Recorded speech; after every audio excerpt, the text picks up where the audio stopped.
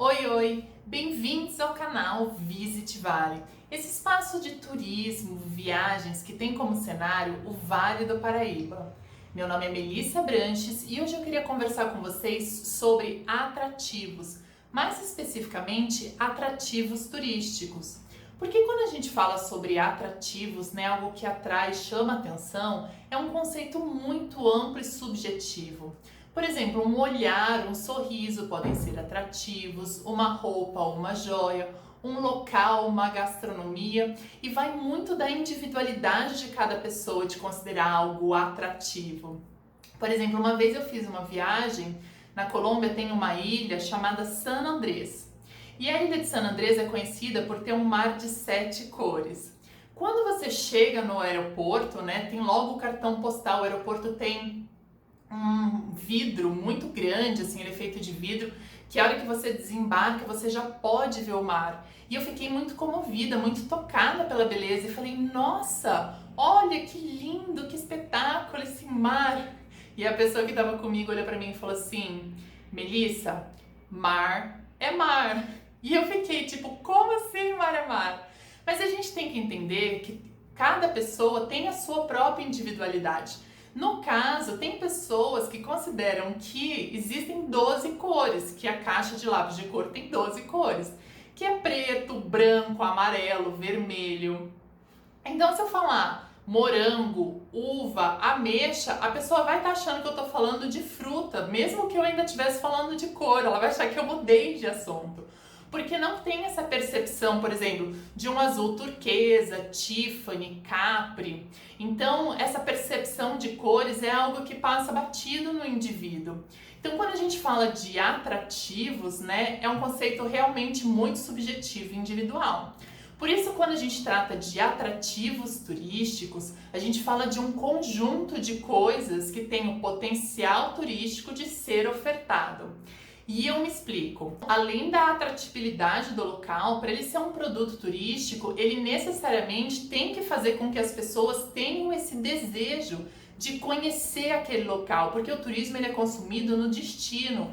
Então a pessoa ela tem que fazer esse movimento de ir até aquele local para conhecer aquele atrativo. Então, esse desejo do deslocamento é o que torna ele um produto com potencial turístico. Mas além disso, existem outros aspectos que precisam ser observados.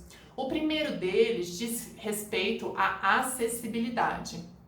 Então, esse atrativo, né, esse potencial turístico, ele está numa área particular. A pessoa que é dona dessa área, ela tem o desejo de explorar esse atrativo, ela tem vontade de receber visitantes, de oferecer uma infraestrutura. Então, esse é um primeiro ponto que precisa ser observado. O segundo diz respeito a áreas de segurança nacional.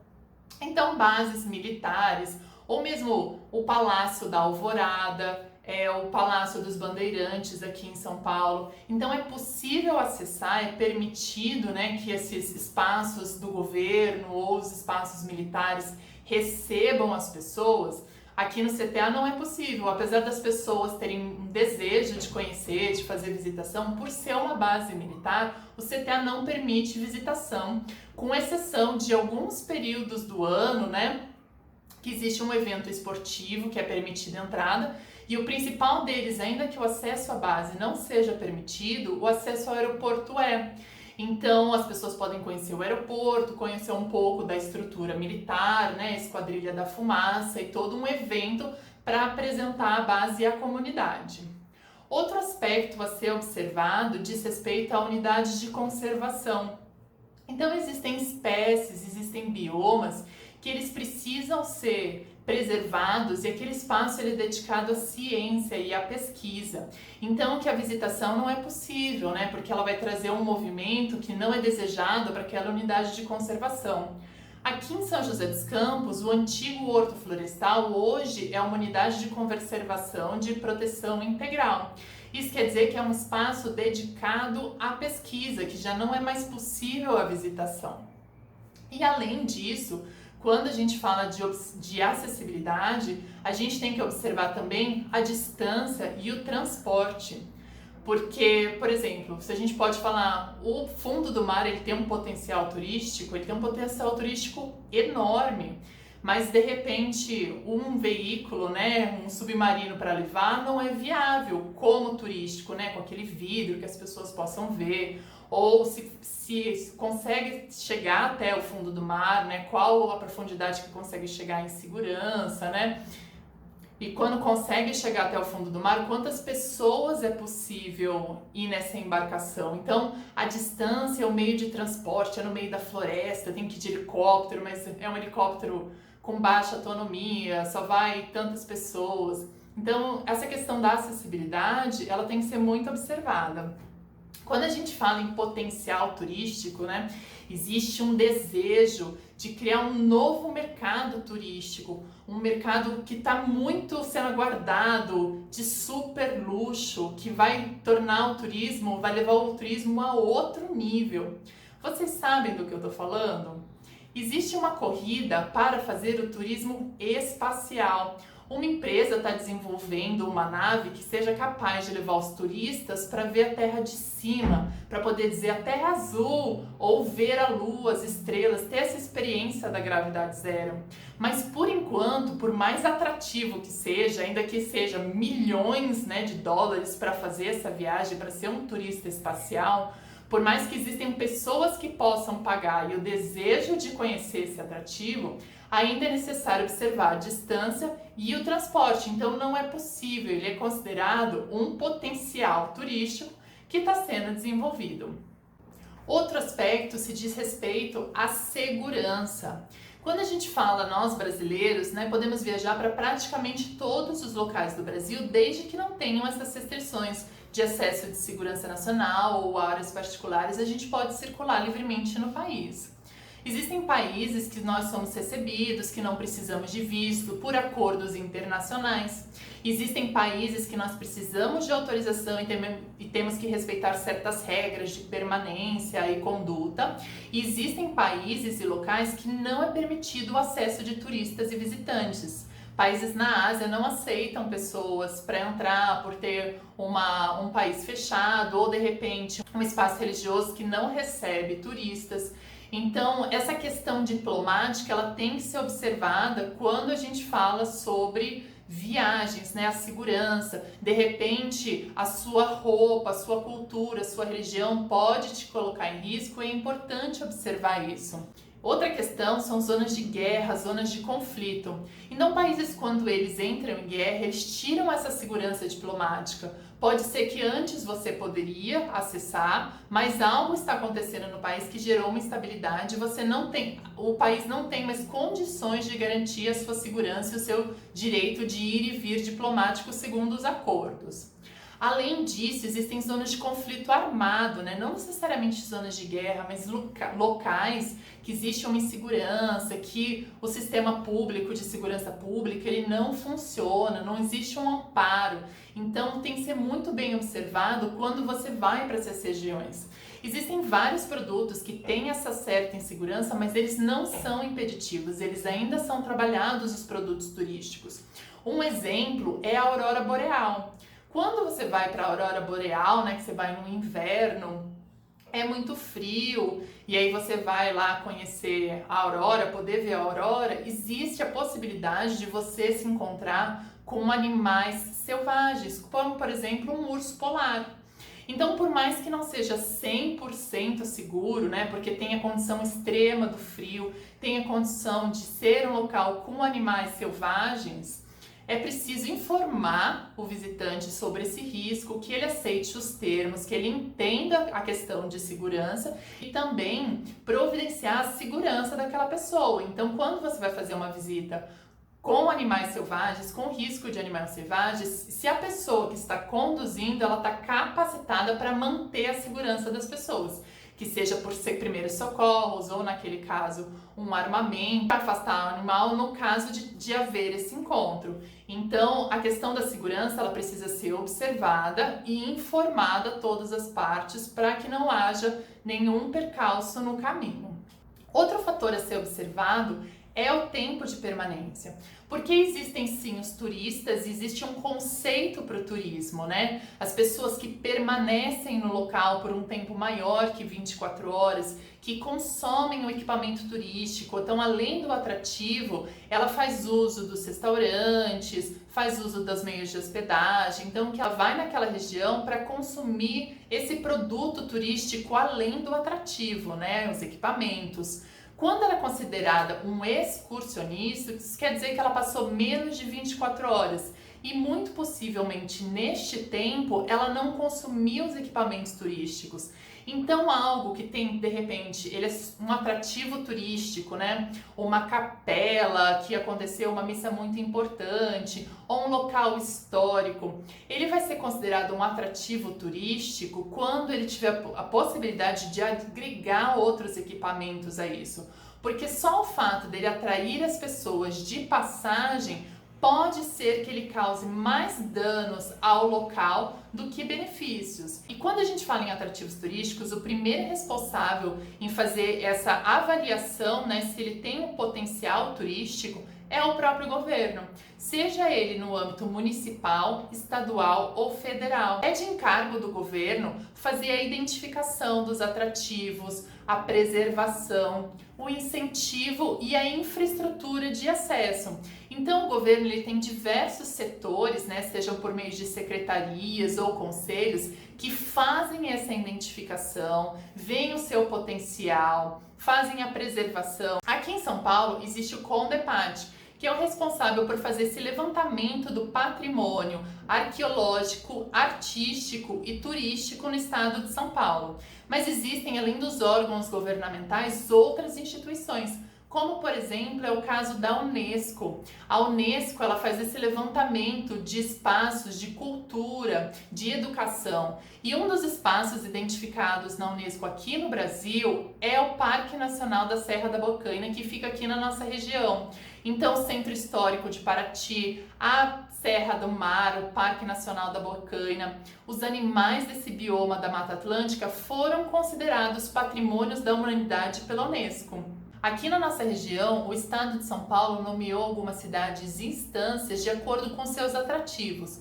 Então, por exemplo, cidades que são instâncias turísticas aqui na nossa região: Bananal, Guaratinguetá, São Luís do Paraitinga, Tremembé, que são instâncias balneárias, as cidades do litoral norte, São Sebastião, Caraguatatuba, Ubatuba, Ilhabela, e que são instâncias climáticas, Campos do Jordão, São Bento do Sapucaí e Santo Antônio do Pinhal. Além do governo e de órgãos de cultura, história e patrimônio, nós, pessoas físicas e também pessoas jurídicas interessadas em trabalhar o turismo, podemos fazer também essa identificação dos recursos naturais e culturais que podem ser atrativos turísticos.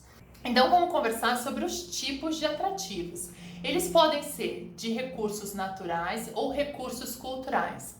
Quando nós falamos sobre recursos naturais, o Brasil tem um imenso potencial turístico, porque ele possui diversos biomas, aqui a Mata Atlântica, a Floresta Amazônica, o Cerrado, a Caatinga.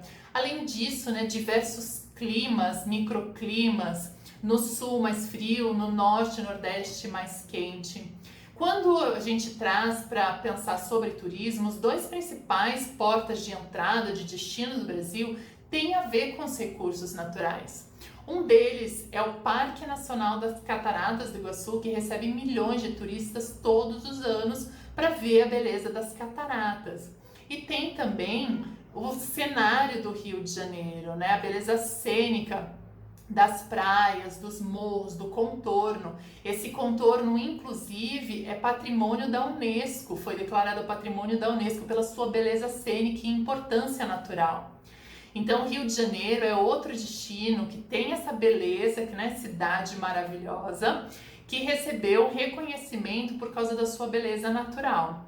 Trazendo essa realidade aqui para o Vale do Paraíba, o Vale é uma região muito privilegiada. O Vale do Paraíba tem esse nome, né, por causa do Rio Paraíba do Sul e as cidades que ficam no Vale do Rio Paraíba do Sul. Além do Vale, tem a Serra da Mantiqueira, que são as cidades como Campos do Jordão, Santo Antônio do Pinhal, São Bento, entre outras. e a região da Serra do Mar, São Luís do Paraitinga, Cunha, Vale Histórico e o litoral norte. Então são diversas regiões com potencial turístico a ser explorados. Uma das cidades com esse potencial cênico é Ubatuba. A Estrada Rio Santos é de uma beleza cênica e de uma cultura muito rica. Ubatuba tem cerca de 90% da Mata Atlântica preservada. Então, numa parte da rodovia é possível avistar essa mata preservada e na outra o contorno das praias. Então, essa composição cênica de Ubatuba é um potencial turístico.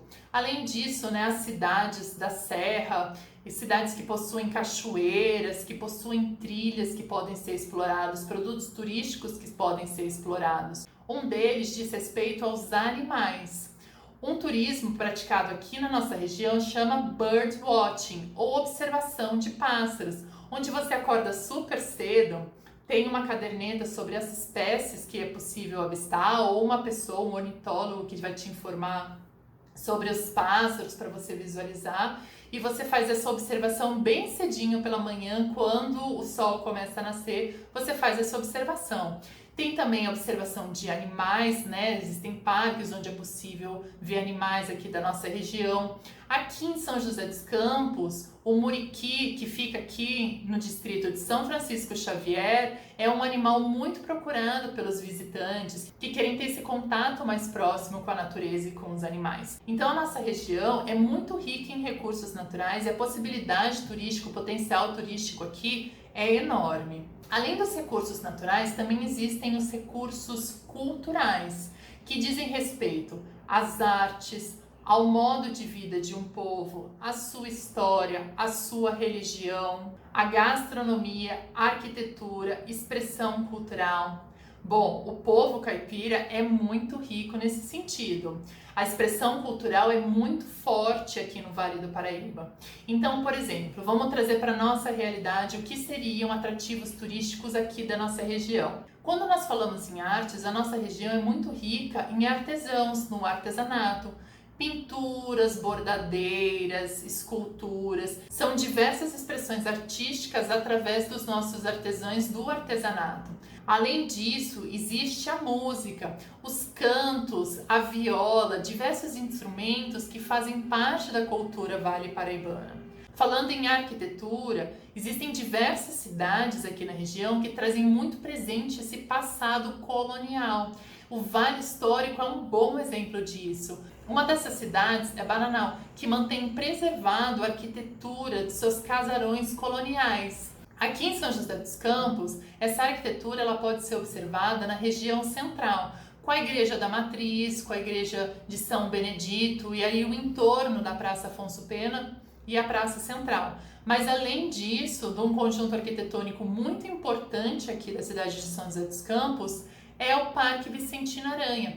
Sua arquitetura preservada e traz a história da fase sanatorial de São José dos Campos. Existem também as expressões culturais e religiosas do nosso povo, que seriam, por exemplo, as congadas, Dia de Reis, o Carnaval, as romarias que acontecem em todas as épocas do ano, dizem muito respeito à nossa cultura. E além disso também a gastronomia, que é muito rica aqui na nossa região. Por exemplo, na região de Serra, por causa dessa herança europeia, um dos pratos mais famosos é o fundi. E também os chocolates, porque na região de Serra existem fábricas de chocolates. Aqui na região do Vale do Paraíba, o petisco mais conhecido da nossa região possivelmente é o bolinho caipira. O bolinho caipira seria uma expressão gastronômica da nossa cultura e ele é muito difundido nas cidades como Taubaté, São José dos Campos, Jacareí. E também tem no litoral norte a sua gastronomia caiçara, que está muito ligada com os peixes e frutos do mar. Então tudo isso são expressões culturais que nós temos, que nos caracteriza como vale paraibanos e tem um potencial enorme, porque essa riqueza natural e cultural que nós possuímos é extremamente atrativa e tem um potencial turístico muito grande, porque ela causa o deslocamento das pessoas para vir conhecer. E ela precisa ser trabalhada, explorada e identificada. E falando em atrativos turísticos, você sabe qual que é o maior atrativo turístico aqui do Vale do Paraíba? Será que é a serra? Será que é o mar? É um recurso natural? É uma expressão cultural? O que vocês acham? Bom, o maior atrativo do Vale do Paraíba é Nossa Senhora Aparecida. Nossa Senhora Aparecida tem uma representatividade muito grande para a nossa história como Vale Paraibanos, mas também como brasileiros, porque ela é a padroeira do Brasil. A história conta que pescadores no Rio Paraíba do Sul lançaram a rede, não estavam conseguindo encontrar peixes e quando eles puxaram a rede, eles encontraram a imagem da santa e a partir daí o barco se encheu. Isso já conta pra gente um pouco da cultura dos nossos povos ancestrais aqui do Vale, que eram pescadores. E a história de Nossa Senhora Aparecida se envolve com a nossa história, com a história dos pescadores no Rio, o passado colonial do Brasil. Dom Pedro I e Dom Pedro II visitaram a capela de Nossa Senhora Aparecida. Depois é construída a Basílica e o Papa vem até a nossa região, vem até a Aparecida para visitar a santa do padre João Paulo II. Depois vieram outros papas, e Bento XVI e o Papa Francisco vieram à nossa região por causa da representatividade e da religiosidade do nosso povo, Vale Paraibano e brasileiro. Então, Nossa Senhora Aparecida não é só um referencial religioso da Mãe de Jesus Cristo, da Santa Milagrosa aqui do Vale do Paraíba, mas de toda a expressão cultural do nosso povo, que leva milhões de pessoas anualmente a fazer romarias, que sejam a pé, de bicicleta, de cavalo, mantendo viva essa cultura tropeira, mantendo viva essa cultura de peregrinação do nosso povo. A nossa região, o nosso país são muito ricos. E eu queria que esse vídeo trouxesse uma reflexão para vocês. Quais os atrativos turísticos que você conhece? Quais aqueles que você gostaria de conhecer? E se você pensa em turismo, quais são os locais que você conhece na sua região que podem ser de interesse turístico, mas ainda não estão sendo explorados? Eu quero muito saber. Então deixa aqui nos comentários qual é a joia da sua cidade e região. Ou de repente, um atrativo ainda bruto, inexplorado, que você acha que tem um potencial turístico enorme, mas as pessoas não conhecem. Eu espero que vocês tenham gostado do vídeo e até a próxima!